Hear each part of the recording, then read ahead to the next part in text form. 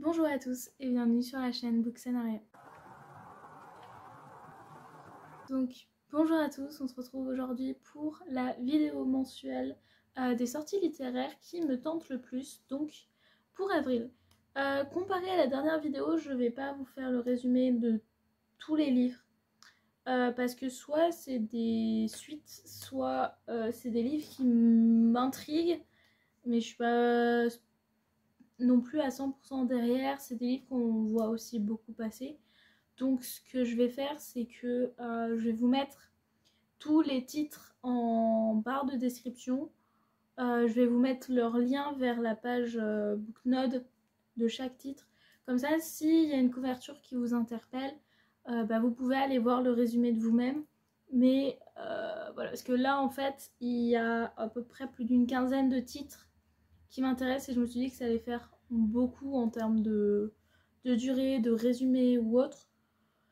Donc je vais plus moi vous les mentionner avec un peu les pourquoi ils m'intéressent, en vous mettant toujours la couverture bien sûr. Et comme ça, voilà, si vous voulez plus de détails, vous pourrez les avoir dans la barre de description. Alors pour la moitié, enfin le premier tiers, ils sont déjà sortis en librairie à l'heure où je vous parle parce que il y avait beaucoup de sorties au 3 avril qui m'intéressaient. Donc du coup ils sont déjà sortis, vous pouvez déjà aller les chercher. On commence avec le collector du jour, le jour où le soleil ne s'est plus levé, donc qui est le tome 2 de La nuit où les étoiles se sont éteintes, qui est une de mes sagas préférées. Donc forcément je suis intéressée par sa version collector. Donc il me tarde de pouvoir la récupérer et de pouvoir la mettre dans ma bibliothèque. Sachant que j'ai vu les end papers, le jaspage et tout, enfin, il est magnifique. Et c'est un de mes tomes chouchou. J'ai pas encore lu les autres, mais c'est sur un de mes personnages préférés, donc j'ai très très hâte. On a la suite de Nymphéa et la Chambre Rouge qui s'appelle Les Dessous de la Chambre Noire. J'avais beaucoup aimé Nymphéa et la Chambre Rouge. Voilà, au niveau de la relation et tout, au niveau de même de l'environnement, des intrigues, tout ça, j'avais beaucoup kiffé. Et du coup, je suis très intéressée par cette suite. Pareil, qui est déjà sortie du coup, donc j'ai très hâte de pouvoir découvrir la suite. Ça va se passer sur un autre duo. Enfin, je pense que ça va être un couple, mais à voir. Mais ça va être en tout cas sur d'autres personnages. Il y a le Sanctuaire de l'ombre qui me tente. J'ai une proche qui m'en avait parlé. J'ai vu un peu la com sur de la maison d'édition. J'ai regardé le résumé plusieurs fois. Un peu de quoi ça parle, les retours sur Goodreads. Et ça me titille un peu. Mais je sais pas trop quoi penser pour le moment. Donc j'avoue que j'attends un peu les premiers retours, voilà, les premiers avis, tout ça. Mais j'avoue qu'il me titille un peu. On a bien sûr la suite de Toilenbunt Hanako-kun, le tome 18, que j'attends impatiemment. J'ai tellement hâte de continuer cette saga, parce que c'est une de mes sagas préférées en manga, et vraiment j'ai juste trop hâte d'avoir le nouveau tome et de le dévorer et d'avancer sur l'intrigue. Vraiment, c'est une saga incroyable. Et il y a After School Hanako-kun qui va sortir en même temps. Je sais pas trop ce que c'est, mais je sais que c'est sorti en 4 épisodes sur Crunchyroll. Donc voilà, j'ai pas encore regardé les épisodes, mais du coup voilà, ça m'intrigue. On a Défier la nuit qui est sorti aussi, que j'ai beaucoup vu un peu tourner avec l'édition Fairyloot. C'est la même autrice qu'une autre saga qui est assez connue, mais je ne m'en rappelle plus. Donc au montage, bah voilà, je vous mettrai le nom de l'autre saga pour laquelle elle est connue. Mais voilà, et du coup, j'avais lu le résumé, ça m'avait un peu titillé. Et voilà, il y avait pas mal de personnes qui en parlaient. Ils ont fait un jaspage sur la version brochée, ce qui est toujours cool. Franchement, ça permet d'avoir un livre moins cher avec un travail qui est quand même fait dessus, enfin d'avoir un beau livre. Donc c'est vachement cool. On a You Are My Soulmate en manga qui va sortir. J'ai l'impression que le livre était sorti depuis longtemps parce que j'arrêtais pas de voir la couverture tout le temps sur les réseaux et tout. Et en fait non, il est sorti là. Mais pareil, voilà, je l'ai beaucoup vu passer, j'en ai entendu parler. Donc maintenant, plus qu'à se faire une idée dessus. Et enfin, pour le 3 avril, on a Coven of Bones qui sort. Pareil, le résumé m'avait un peu intriguée. Après, voilà, généralement, en fait, hormis les sagas ou les livres où je suis sûre à 2000% qui me tentent, qui vont me plaire, qui a ce truc qui fait que, voilà, généralement, je vais être intriguée par le résumé. Je vais attendre les premiers retours. Et après, je vais me décider si j'y vais ou pas, en fait. Et lui, pour le moment, j'en avais pas entendu parler. C'est vraiment en regardant les sorties littéraires que je l'ai vu. Et je me suis dit, oh tiens, de quoi ça parle? Et je me dis, pourquoi pas. Après, on passe au 10 avril. On a The City of Stardust qui arrive, qui est une traduction de Fairyloot adulte de décembre. Donc la traduction est arrivée assez vite. Qui me titillait aussi parce que j'avais beaucoup aimé le travail sur le livre. Et on est, si je me trompe pas, sur un univers, en fait, une ville avec des secrets, de la magie, avec voilà cette sorte d'intrigue un peu de mystère. Et du coup, vraiment, genre, j'ai relu le résumé plusieurs fois et bah ça continue de m'intriguer vachement. Donc j'ai pas, je crois je sais pas si on a déjà eu des visuels au niveau du livre, je pense, mais j'en ai pas trop vu pour le moment. Mais après voilà, à voir les retours qu'on a aussi, si on a des retours vis-à-vis de la traduction ou pas. Comme ça, bah, je verrai aussi si je l'achète en VO ou en français. Donc ça joue aussi. On a la suite de Blue Lock qui arrive, le tome 19. Je suis toujours pas à jour sur Blue Lock. Moi, je me suis arrêtée au tome 11 de mémoire. Mais il n'y a pas beaucoup d'écart. Et j'ai super hâte de connaître la suite. Donc, je suis trop contente qu'il y ait un nouveau tome qui sort. Je crois que c'est un tome après tous les 3-4 mois, quelque chose comme ça. Mais voilà, j'ai super hâte. Et puis, je me dis que voilà, peut-être qu'il y a quelqu'un qui lit Blue Lock aussi. On a le deuxième tome de La Cour des Ombres, donc qui est La Cour de la Nuit, qui sort, que je n'ai toujours pas fini à l'heure actuelle, mais que j'avais commencé.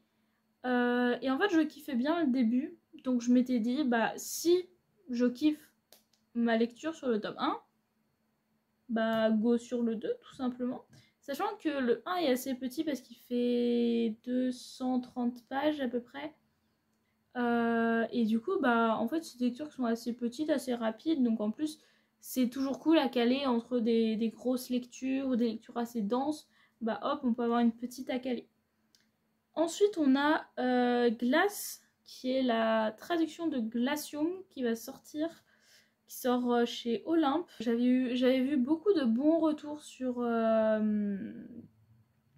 j'avais vu beaucoup de bons retours de Nina Quill, qui en a beaucoup parlé de cette saga-là. Moi, j'avoue que je vais attendre quand même les premiers retours, parce que j'ai lu le résumé, ça m'intrigue. Mais je sais pas, je suis assez mitigée.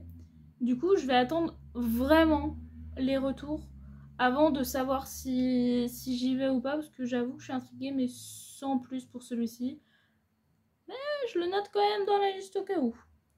On a The Curse of Saint qui est l'adulte Fairyloot de l'été dernier. Donc il avait été prévu plusieurs fois et puis du coup bah, il sort là. Mais je l'avais vu déjà plusieurs fois dans les sorties littéraires. Il me tente beaucoup. En plus ça vient de la nouvelle maison d'édition qui a été créée, qui est de J'ai lu et Flammarion je crois. Je suis pas sûre. Mais c'est un combo de deux maisons d'édition qui ont créé la maison d'édition Calix, si je ne me trompe pas sur le nom. Et du coup, leur premier titre à sortir, c'est The Curse of Saint. où ils ont fait une version brochée, une version reliée. La version reliée est magnifique. Un peu dans le même style que les Bridgerton. Mais vraiment magnifique, elle est trop belle. Sachant que le livre m'intéresse de base. Donc vraiment, je pense que celui-ci, je risque de me laisser tenter très facilement.